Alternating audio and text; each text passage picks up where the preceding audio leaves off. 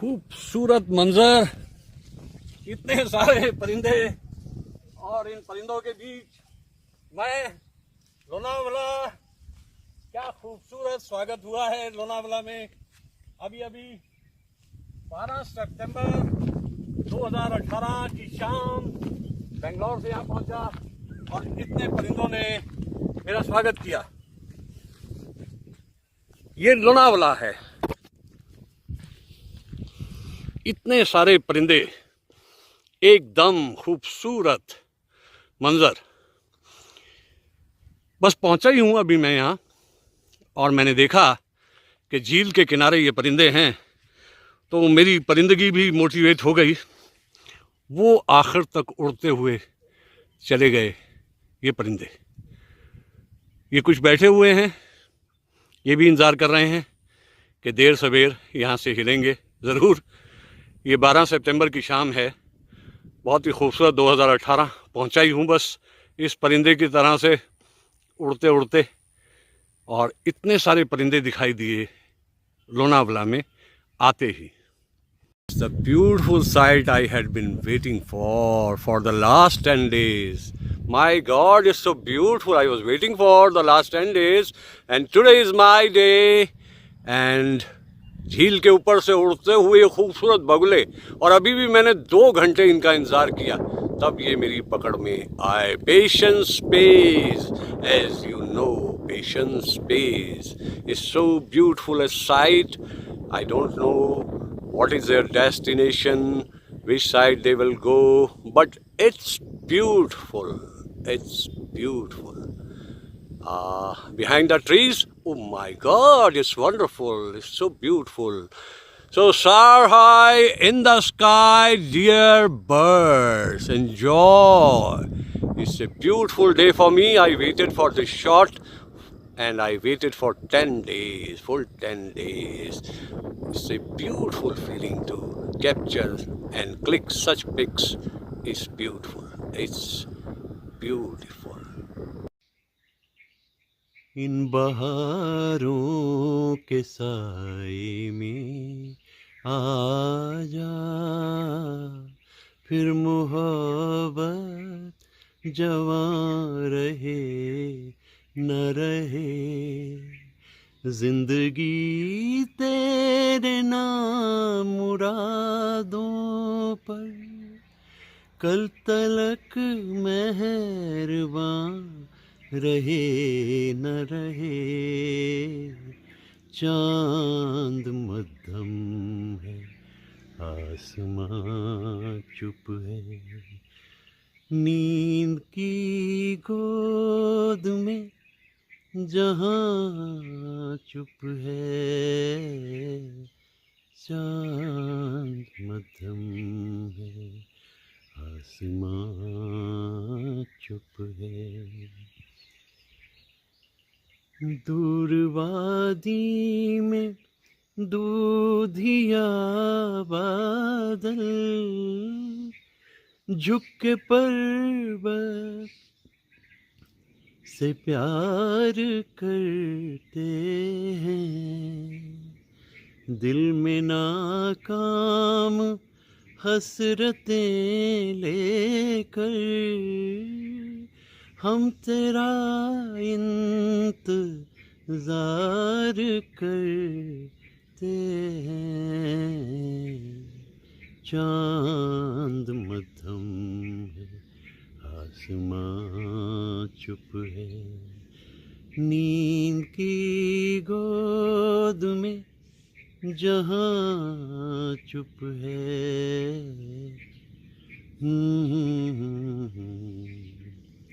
1955 railway platform, Sunil Dutt साहब की पहली फिल्म, मदन मोहन जी और साहिर साहब का कमाल और लता जी की गुनगुनाहट, ज़रा सियाहट। सवेरे सवेरे, oh to be in Lonavala, oh to be in Lonavala.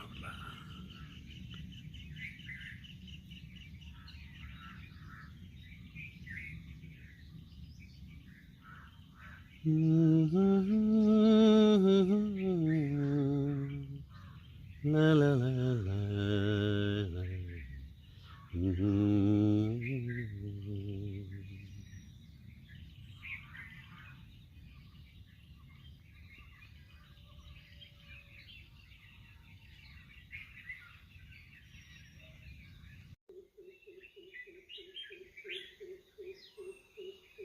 ला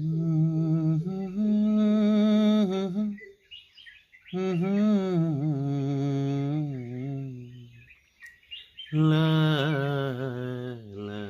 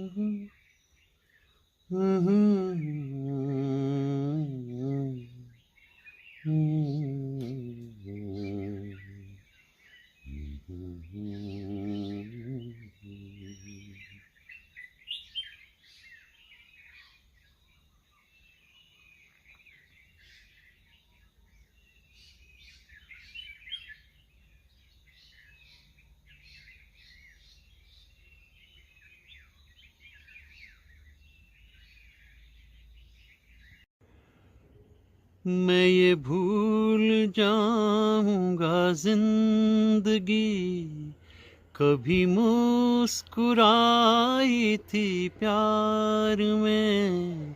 मैं ये भूल जाऊंगा मेरा दिल कभी खिल उठा था बहार में।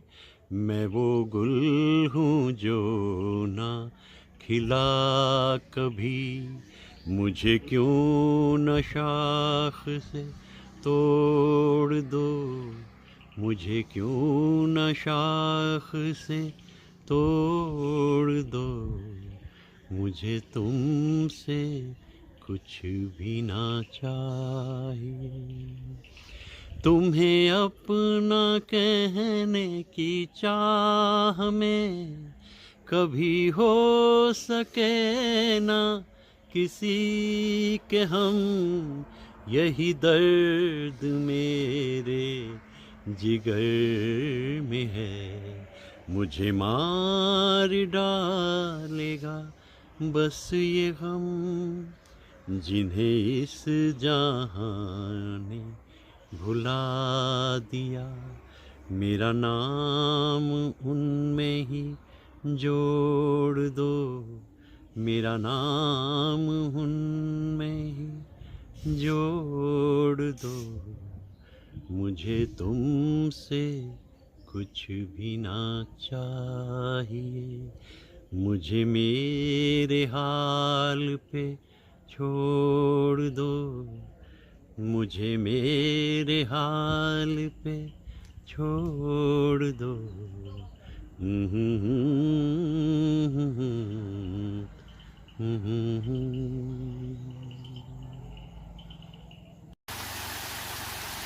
गम पे धूल डालो,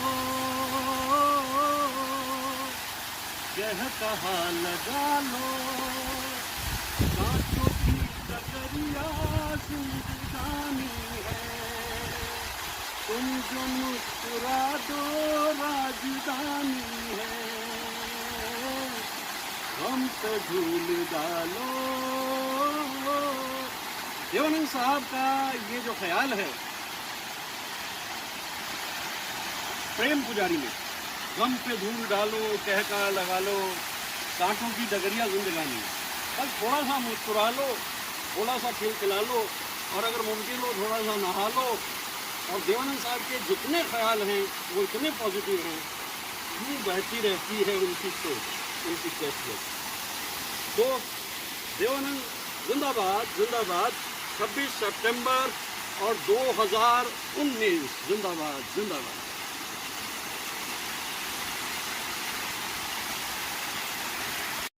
ला ला ला ला ला ला ला ला ला ला। यारों नीलाम करो सुस्ती, हमसे उधार ले लो मस्ती, हस्ती का नाम तंदुरुस्ती। यारों नीलाम करो सुस्ती।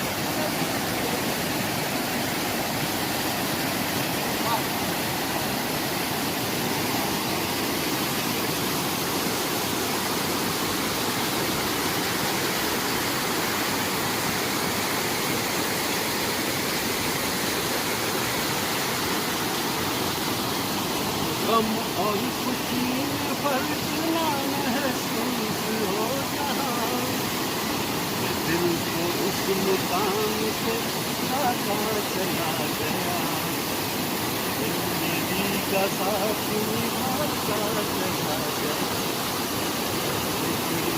धुएं में उड़ाता चला गया। बहते हुए इस आबशार को देखकर मुझे यूँ लग रहा है कि शाहिराना जो कैफियत है वो यही है, चलते रहो चलते रहो चलते रहो चलते रहो चलते रहो। वाह, ये पावना लेक के पास एक झरना बरसातों में अचानक अपनी जगह बनाकर चल पड़ता है। ये बरसातों में ही निकलता है। ऐसी रौनक और ऐसी हरियाली, ऐसी हरियाली। ये लोनावाला से बाहर निकलना पड़ता है इस जगह तक आने के लिए। बहुत ही सुंदर मंजर है ये, और ये जाकर के आगे झील में मिल जाएगा। ला ला ला ला ला ला ला ला ला ला ला रा रा रा रा रा रा रा।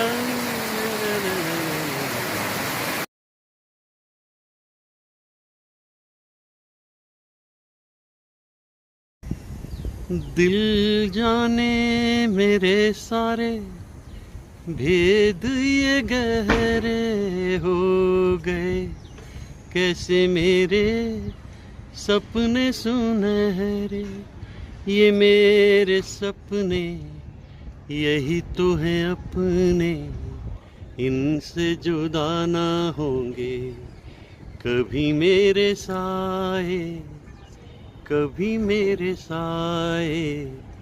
कहीं दूर जब दिन ढल जाए, सांझ की दुल्हन बदन चुराए, चुपके से आए मेरे ख्यालों के आंगन में, कोई सपनों के दीप जलाए, दीप जलाए।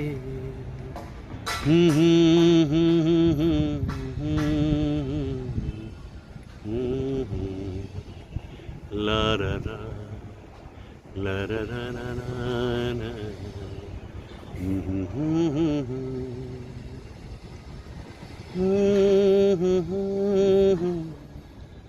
la la la la la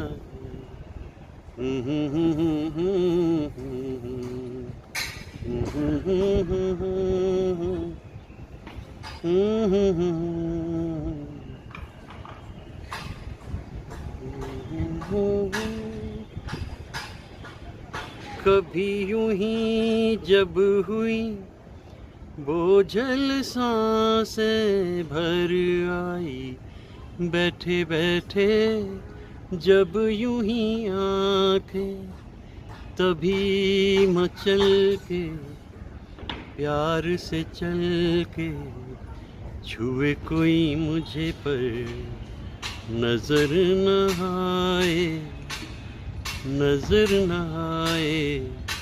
कहीं दूर जब दिन ढल जाए, सांझ की दुल्हन बदन चुराए, ला रा रा रा रा रा, हा हा हा हा,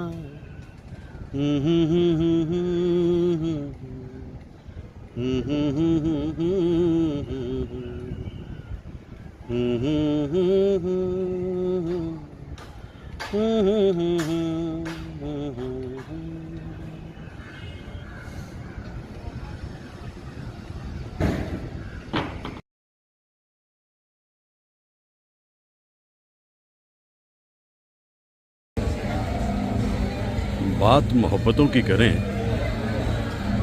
तो परिंदों से सबक मिलता है। किस खुशी से जल में तैर रहे हैं, पंख फड़फड़ा कर खुशी जाहिर कर रहे हैं, कभी यहाँ कभी वहाँ कभी कहाँ। ये खुशी इन्हीं को हासिल होती है। इंसानों के हिस्से में ये आ नहीं पाती, क्योंकि इंसानों की दुनिया बहुत अलग हो गई है देखते देखते। हाँ, एक दौर था चैन इत्मीनान का, जब ज़िंदगी मुस्कुराती गुनगुनाती थी, एक वजह सी नज़र आती थी जीने की। अब तो वो सब परिंदों में ही दिखाई देता है। परिंदों की परिंदगी से अगर कुछ सीखा जाए तो वो सिर्फ यही है, एक उड़ान ले लो और फिर ठहराव पे आ जाओ। कभी यहाँ कभी वहाँ कभी कहाँ, एक टोली सी बन जाती है ये। मोहब्बतों की बातें होती हैं लेकिन खामोशियों से, चुपचाप, एक अलग सी दुनिया परिंदों की। खूबसूरत खूबसूरत। कभी इधर कभी उधर कभी किधर, जल ही जीवन है इनके लिए। लेकिन उड़ते हैं तो वायु का साथ लेते हैं ये परिंदे।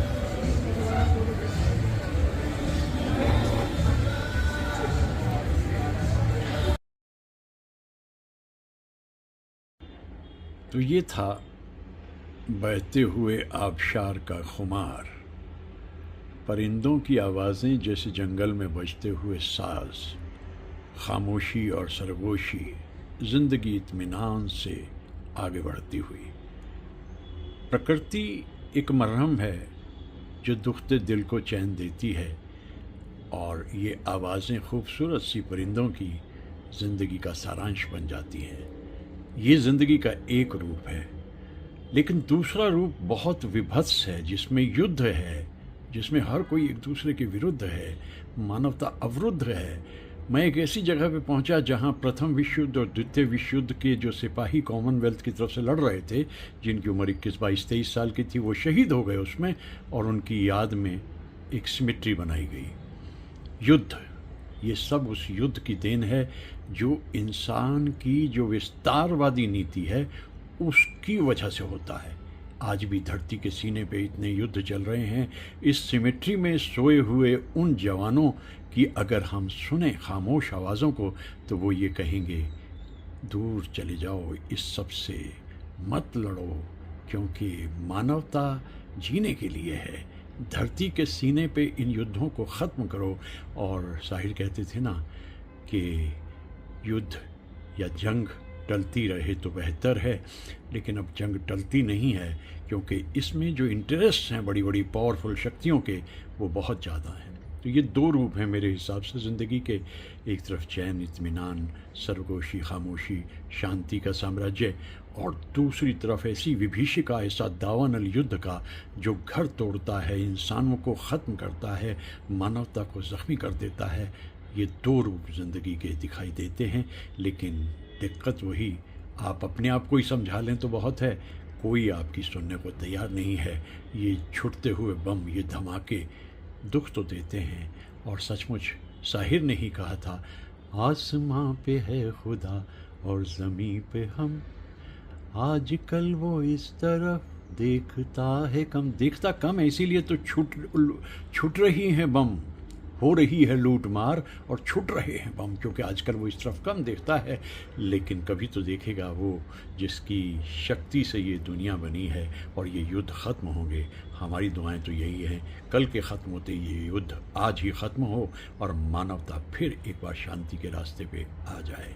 आगे बढ़ रहे हैं, जीत रहे हैं। भ्रांति है ये उन पावरफुल अहंकारी लोगों की जो समझते नहीं ज़िंदगी कितनी खूबसूरत है। अभी शुरू में अपने वीडियो के जो प्रकृति के मैंने नज़ारे अपने दोस्तों तक पहुंचाए हैं, वो कई बार सोचते हैं, कहते यार ये परिंदे उड़ते हुए, ये बहते हुए झरने, ये फैली हुई खामोशी, क्या दुनिया है ये भी। ये दुनिया तो आप ही रच सकते हैं ना।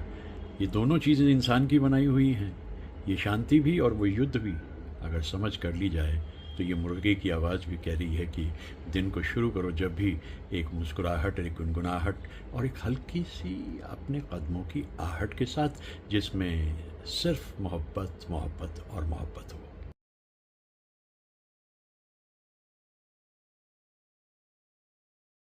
यहाँ पर दिखाई दे रही हैं, ये प्रथम विश्व युद्ध और द्वितीय विश्व युद्ध में जो लोग मारे गए, सिपाही कॉमनवेल्थ के, ये उनकी ग्रेव्स है। रफली अराउंड 2297 2297 के करीब है। इन ग्रेव्स को देख करके एक सबक तो हमें मिलता है, और सबक ये है कि इस दुनिया में अगर सबसे बुरी चीज़ कोई है तो वो युद्ध है। युद्ध की ज्वाला से इंसानियत को बचाना हमारा फ़र्ज़ है। आज मैं इस जगह पे जब आया हूँ तो यहाँ 20 बरस के एक नौजवान की भी ग्रेव है और 50 बरस के इंसान की भी ग्रेव है। ये बड़े अच्छे ढंग से तरतीब से बनाया हुआ एक ऐसा सिमेट्री है जिसको बड़े ही ख़ास तरीके से मेंटेन किया गया है। 1914 से 18 तक पहला विश्व युद्ध चलता रहा और उसमें कुछ लोग जो शहीद हुए वो उनकी ग्रेव्स भी हैं। वर्ल्ड वॉर 2 जो है 1939 से 45 तक बनता रहा, उनकी ग्रेव्स भी हैं। मैं थोड़ा और आगे आपको लेकर चलूँ, दिखाऊँ कि किस हिसाब से उन्होंने इसको सजाया है, मतलब बनाया है। जीते जी लड़ते लड़ते बीत गई इन सिपाहियों की ज़िंदगियाँ, लेकिन बाद में उनको एक सम्मान दिया गया और इस सम्मान का नतीजा ये है कि एक सबक इंसानियत को लेना चाहिए, युद्ध कभी हो ना, युद्ध कभी ना हो। मेरा ख्याल ये है कि आज भी चारों तरफ जब ज्वालाएं उठ रही होती हैं युद्ध की तो लोग सबक नहीं लेते। मेरा कहना ये भी है इसके साथ साथ कि एक तरफ अगर युद्ध होता है उसका नुकसान होता है तो दूसरी तरफ कुछ बाकमाल इंसान युद्ध के अंदर मरहम लगाने के लिए भी आगे बढ़ते हैं। फ्लोरेंस नाइटिंगेल 1854-56 के बीच में जो क्रीमिया का युद्ध हुआ उससे एक नया कंसेप्ट निकाला गया, जो पहले से मौजूद था उसको रीऑर्गेनाइज किया गया, नर्सिंग को एक नई दिशा दी फ्लोरेंस नाइटिंगेल ने। डॉक्टर कोटनीस भी ऐसे ही एक इंसान थे। जब अर्ली 20वीं सेंचुरी में जापान ने चाइना के ऊपर अटैक कर दिया तो चाइना की लीडरशिप ने भारत के नेताओं की तरफ एक नज़र देखी कि आप हमारी मदद को कुछ लोगों को भेजिए। तो उस ज़माने के जो नेता थे बड़े बड़े, जैसे सुभाष चंद्र बोस साहब और जवाहरलाल नेहरू जी, शायद पहली बार वो एक बात पर उनका इत्तेफाक हुआ और 5 डॉक्टर्स का एक दल जो है वो चाइना भेजा गया, जिसकी रहनुमाई डॉक्टर कोटनीस कर रहे थे। तो ऐसा होता रहता है, क्योंकि युद्ध में जब भी कभी कुछ निकल के आता है वो भुखमरी है, अकाल है। अफ्रीका में तो ख़ास तौर से देखने को मिलता है कि हर वक्त वहाँ कुछ ना कुछ होता रहता है। मुझे बड़ी खुशी हुई कि पिछले दिनों हमारे बड़े आदरणीय डॉक्टर विवेक जावली साहब को युगांडा की सरकार ने एक बड़ा पुरस्कार दिया, क्योंकि डॉक्टर जावली जो हैं वो मरहम लगाते हैं ज़ख्मों पे, और युद्ध का सबसे बड़ा जो नुकसान उठाता है वो अफ्रीका उठाता है। तो हमारे लिए ज़रूरी है इस बात को हम समझें, देखें, और ऐसे ऐसे जो ह्यूमनिस्ट हैं जिनका जिक्र मैंने अभी किया, कितना सुंदर जीवन है अगर हम जीना चाहें इसको, कितना सुंदर है। लेकिन बाज नहीं आती दुनिया, सबक नहीं सीखती दुनिया। युद्ध में जीतता कोई भी नहीं है, सब हारते ही। तो इधर ये कब्रें, उधर वो कब्रें। मैं इसको एक क्लोज लुक इसलिए लेना चाहता हूँ क्योंकि मैं ये बताना चाहता हूँ कि जीते जी संघर्ष में जीवन जिया और मौत के बाद उन्हें एक सुकून हासिल हुआ, लेकिन ये सुकून महशर का सुकून है। अगर इंसान अपनी उड़ान को बरकरार रखते हुए शांति का पैगाम दे तो इस दुनिया में कभी युद्ध नहीं होगा, होना चाहिए भी नहीं। जैसे मैंने अभी कहा, युद्ध में जीतता कोई भी नहीं, सब हारते हैं, ऐसा होता है। आज की ये सुबह 22 सितंबर की मैं यहाँ पर इसलिए चला आया क्योंकि मैं इन ग्रेव्स के ज़रिए एक सबक देना चाहता हूँ दुनिया को, उन्हें याद दिलाना चाहता हूँ कि जंग में जीतता कोई भी नहीं, सिर्फ नुकसान होता है और सिर्फ नुकसान होता है। जीते जी संघर्ष में रत रहे ये सिपाही आज चैन से सो रहे हैं, लेकिन ये चैन से जी सकते थे अगर वो डिक्टेटर्स और वो तानाशाह। युद्ध एक्चुअली है क्या? किसी दूसरे की संपत्ति को या आज़ादी को छीनना युद्ध की इमीडिएट वजह बनता है। अगर इस जज्बे पे कंट्रोल किया जाए तो फिर ऐसा नहीं होगा, ऐसी उम्मीद है आज मुझे यहाँ पर। और सबक लेना चाहिए, जैसा मैंने अभी कहा कि साहिर साहब ने कितनी खूबसूरत और पुरएहसास अंदाज में कहा था, खुदाए बरतर तेरी ज़मीं पे, ज़मीं की खातिर ये जंग क्यों है। हर एक फतह हो ज़फ़र के दामन पे, इंसान के खून का रंग क्यों है। ये नाम लिखे हुए हैं, ये नाम लिखे हुए हैं। किसी माँ के बेटे थे, किसी पत्नी के पति थे। 2297 कब्रें यहाँ पर, ये ग्रेव्स यहाँ पर हैं। बड़े तरतीब से इनको अरेंज किया गया है और अपने ढंग की ये एक बेहतरीन खिराज अक़ीदत है उन सिपाहियों को जिन्होंने लड़ते लड़ते अपनी जान दी प्रथम विश्व युद्ध और द्वितीय विश्व युद्ध में। एक सबक तो मिलता है यहाँ कर।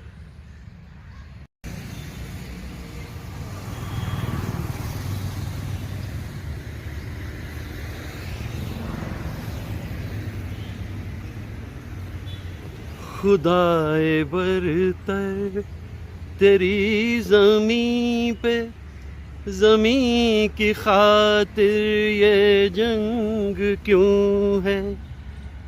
हर एक फतह हो ज़फ़र के दामन पे, रंगे इंसान का खून क्यों है।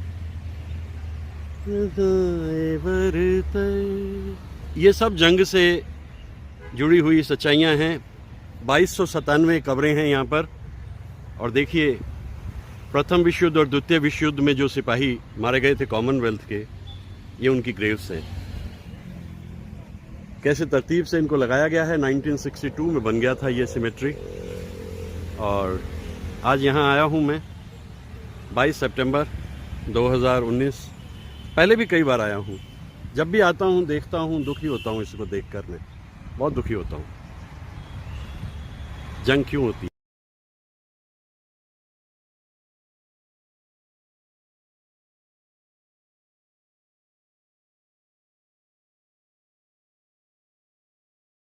जाऊंगा मैं, बस चलने लगा।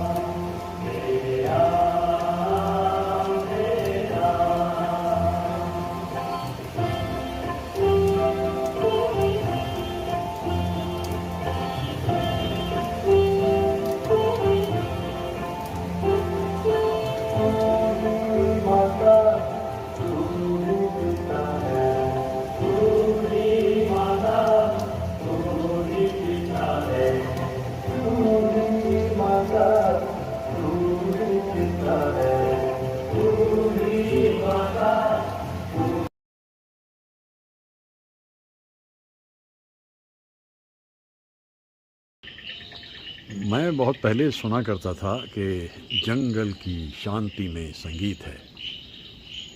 लीजिए, सुन लीजिए। ना तो ये शंकर जयकिशन का और ना ओपी नैयर साहब का ऑर्केस्ट्रा है। ये तो अपने आप में परिंदों का ऑर्केस्ट्रा है। एक ऑक्टोपैड बज रहा है और कुछ ऐसे इंस्ट्रूमेंट जिनका कोई नाम नहीं है। ये देखिए कितना मुकम्मल है ये सारा कुछ। वही सही बात है कि जंगल की शांति में संगीत है। बहुत ही खूबसूरत मंजर है ये। नीला आसमान सोने की तैयारी में, सामने झील खामोश, हिलते हुए शजर और बजता हुआ सितार, गिटार और न जाने क्या क्या। कितने मुख्तलिफ हैं ना ये सारे जो परिंदे हैं, इनकी आवाज़ें। देखिए, सोचिए कि जंगल की दुनिया कितनी खूबसूरत है। इनकी अपनी दुनिया है। हल्की हल्की बारिश भी हो रही है, ये भी लुत्फ़ ले रहे हैं परिंदे। आसमान का रंग कितना खूबसूरत हो गया है। बहुत ही खूबसूरत, बहुत अच्छे से।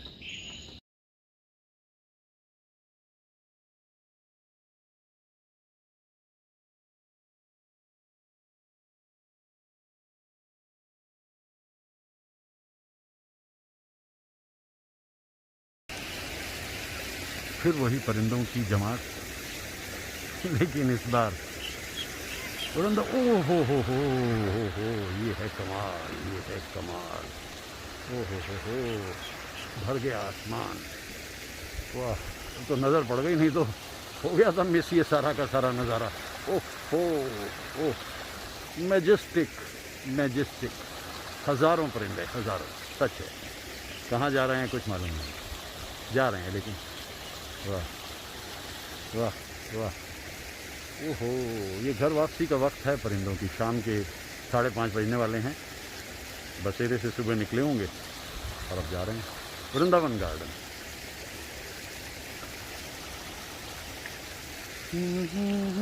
नज़र रखनी पड़ेगी भाई, ये तो इसका मतलब कहीं से भी आ सकते हैं, कभी भी आ सकते हैं। हल्का सा बादल का टुकड़ा आया है, बारिश के चांस तो है नहीं, लेकिन फिर भी नज़र तो रखनी पड़ेगी इन परिंदों पे। ये तो कहीं से भी आ सकते हैं, इतने सारे परिंदे। उस दिन परिंदा नगरी की बात मैं कर रहा था, ये तो उससे भी आगे बढ़ गए। वाह,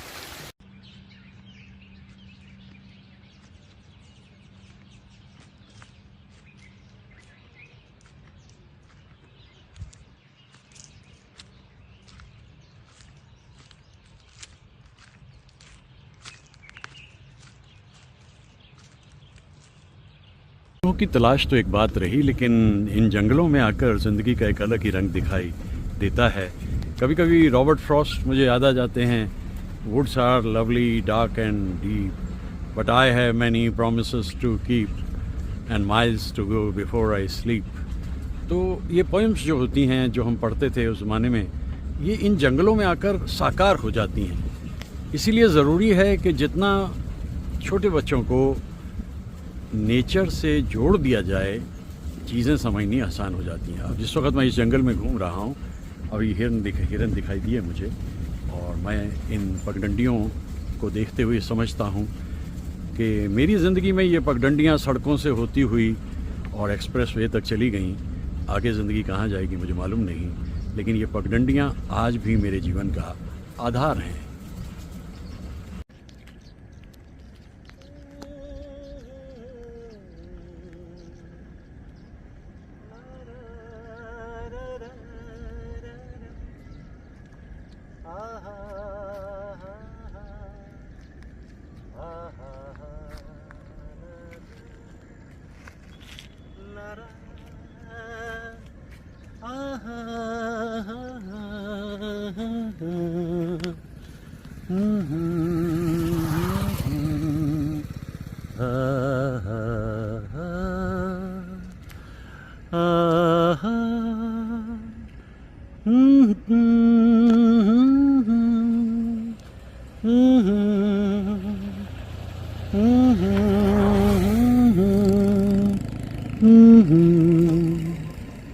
La ra ra ra ra ra ra ra.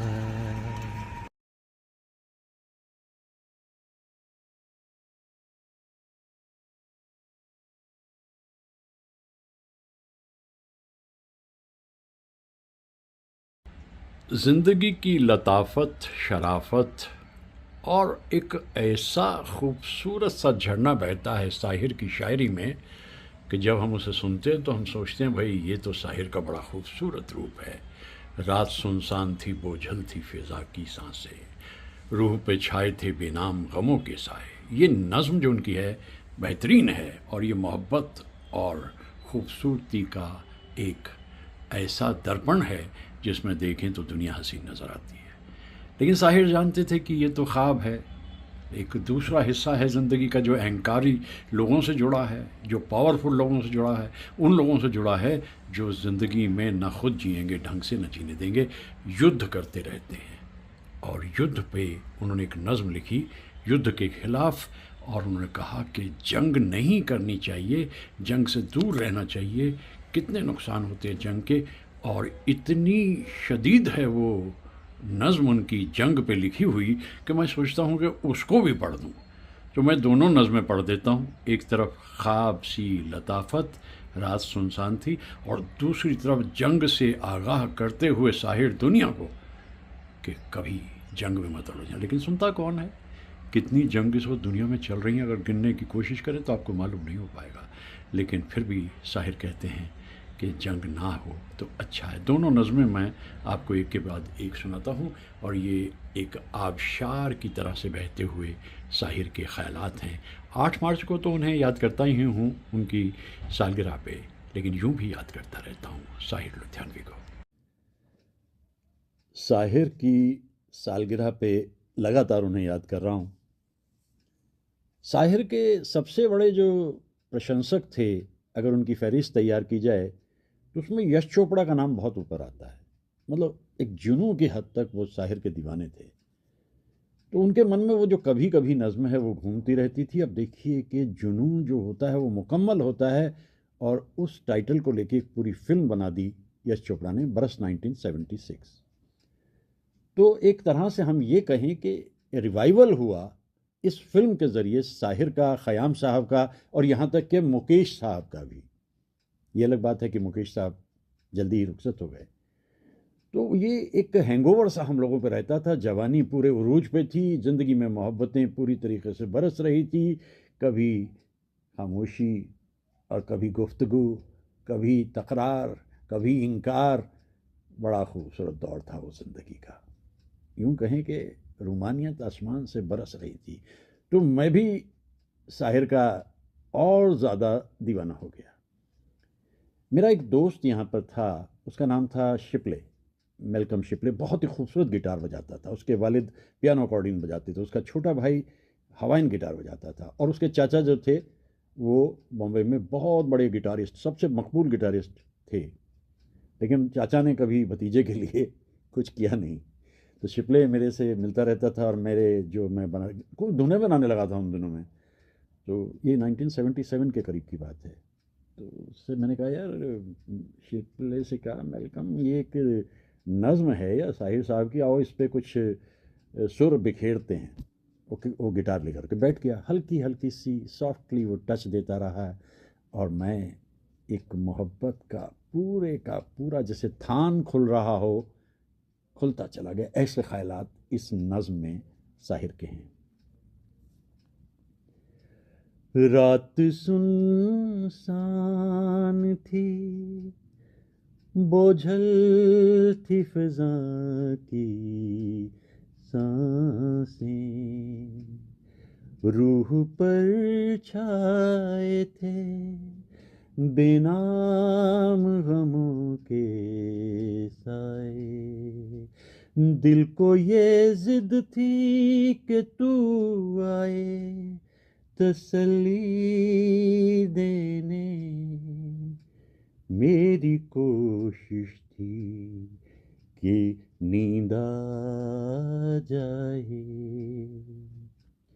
देर तक आँखों में चुभती रही तारों की चमक, देर तक ज़हन सुलगता रहा तन्हाई में, अपने ठुकराए हुए दोस्त की पुरसिश के लिए तू न आई, मगर उस रात की पेनाई में। हल्का हल्का सा गिटार बजा रहा है मेलकम, और मुझे भी एक लुत्फ़ आ रहा है। रात के वक्त में रिकॉर्डिंग हम कर रहे थे।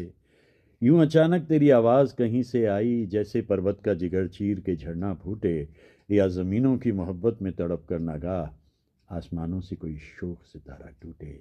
शहद सा घुल गया तल ग़ावाए तन्हाई में, रंग सा फैल गया दिल के स्याह खाने में।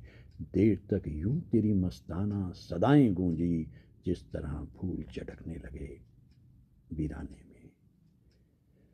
तू बहुत दूर किसी अंजुमने नाज में थी, फिर भी महसूस किया मैंने कि तू आई है, और नगमों में छुपा कर मेरे खोए हुए ख्वाब मेरी रूठी हुई नींदों को मना लाई है।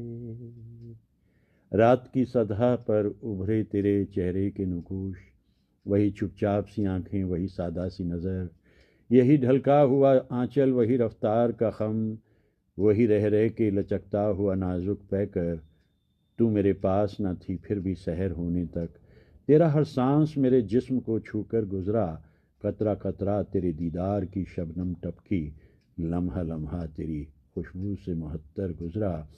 अब यही है तो तुझे अब यही है तुझे मंजूर तो है जाने करार, मैं तेरी राह देखूंगा स्याह रातों में, ढूंढ लेंगी मेरी तरसी हुई नजरें तुझको नगमा और शेर की उमड़ी हुई बरसातों में।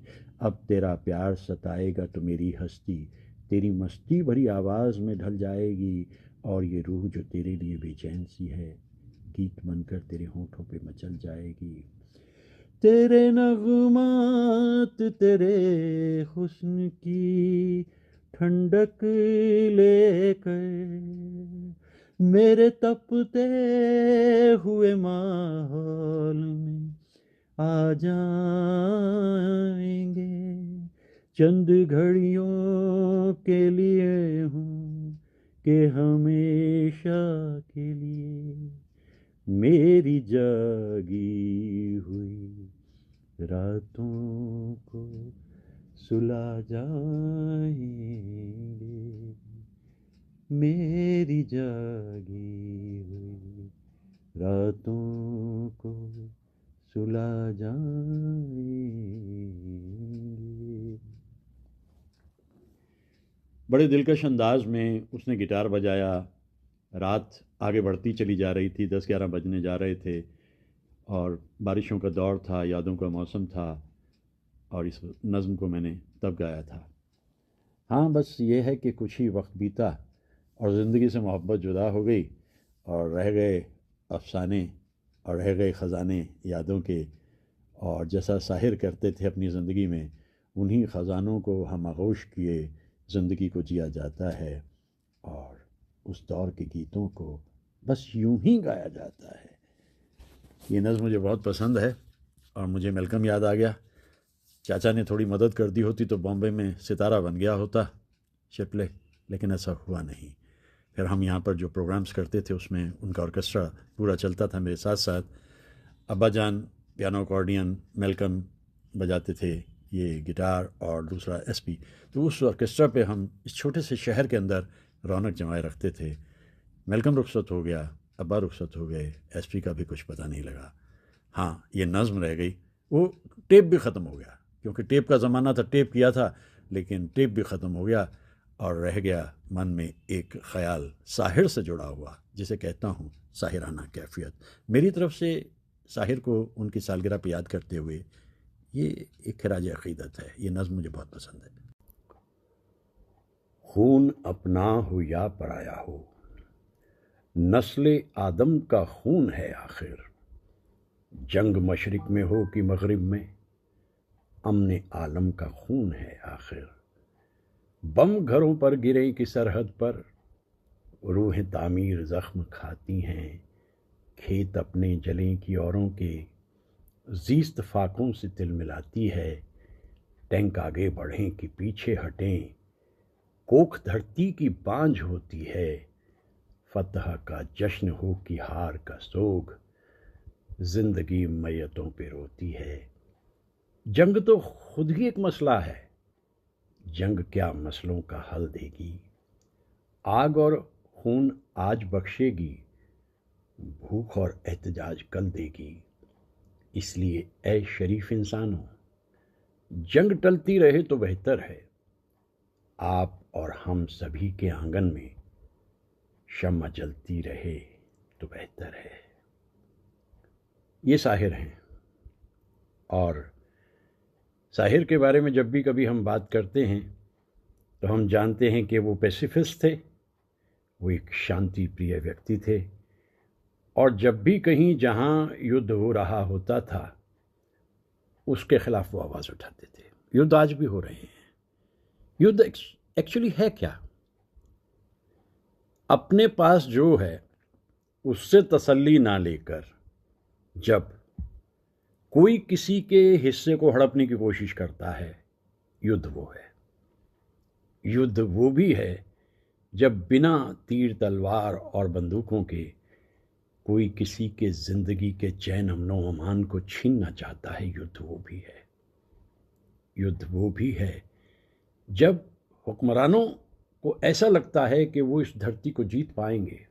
ये सपने पहले भी बहुत लोगों ने देखे थे, पूरे नहीं हो सकते ये, क्योंकि बेसिकली इंसान अमन पसंद है। ये कुछ ही लोग होते हैं जो आगे बढ़ने की हवस में चलते चले जाते हैं। ये नज़्म मुझे याद आती है शायर की।